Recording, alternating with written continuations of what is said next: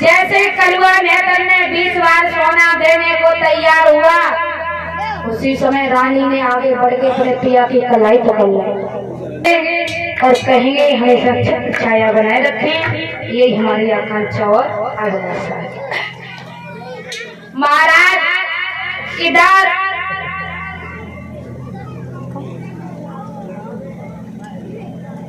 रानी ने कहा है पिया से के पिया,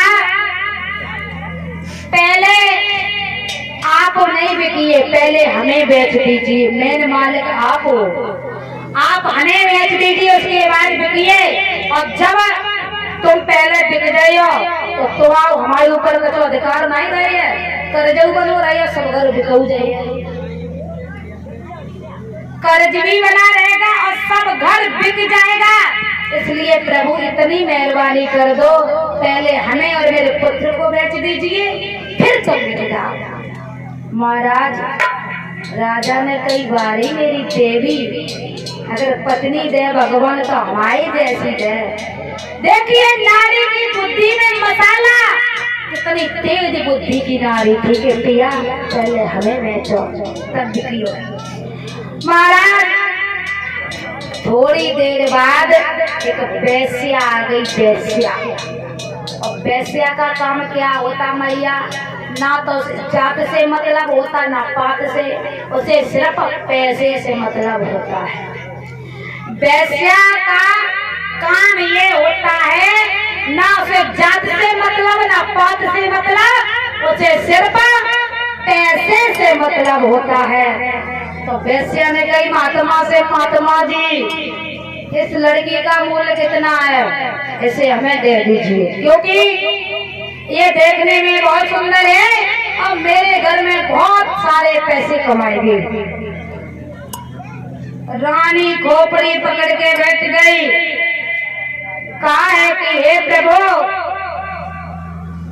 अगर मैंने सच्चे दिल से तेरी भक्ति की हो तो इस वेश्या के घर मुझे मत भेजना, क्योंकि अगर हम वेश्या के घर चले जाएंगे तो हमारा धर्म नष्ट हो जाएगा। महाराज लड़की को करोड़ों की दौलत दे दो, लड़की को लाखों रुपए का सोना चांदी पिना दो, ऊपर से नीचे तक पीला पीला कर दो लड़की को, और अगर लड़की के पास इज्जत नहीं है तो कहना किसी काम के नहीं। याद रखना मैया, तब तक भगवान की कृपा से एक ब्राह्मण देवता आ गए। ब्राह्मण देवता ने कहा है कि इस बेटी को हमें दे दो।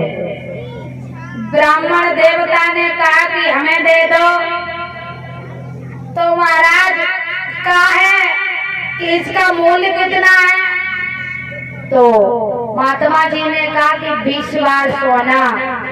ब्राह्मण देवता ने 20 बार सोना दिया। तब तक पुत्र भी रोने लगा और कहा कि मैया हम तुम्हारे बगैर नहीं रह पाएंगे, हम तुम्हारे साथ ही चलेंगे। ब्राह्मण देवता को दया आ गई, ब्राह्मण देवता ने रोहितास पुत्र को भी खरीद लिया।